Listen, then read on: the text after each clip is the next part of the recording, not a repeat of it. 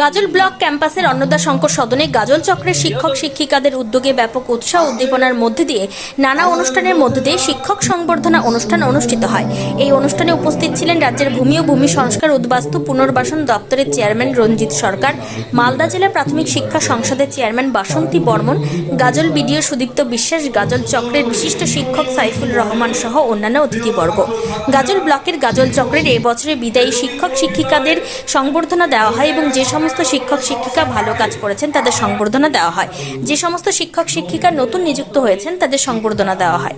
এই সংবর্ধনা অনুষ্ঠানে গাজল উত্তর চক্রের বিভিন্ন বিদ্যালয়ের ছাত্রছাত্রীদের নিয়ে বিজ্ঞান মডেল এবং চিত্র প্রদর্শনী অনুষ্ঠিত হয়।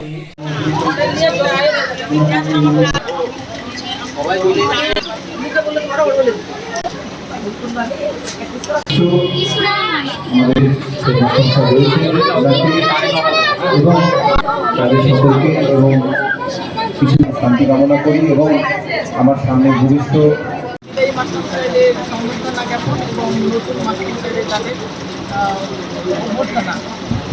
এই অনুষ্ঠানে বাচ্চাদের ছোটো ছোটো বাচ্চাদেরকে মডেল একটু দেখার মানে খুব আমি ভীষণ অবাক হয়েছি।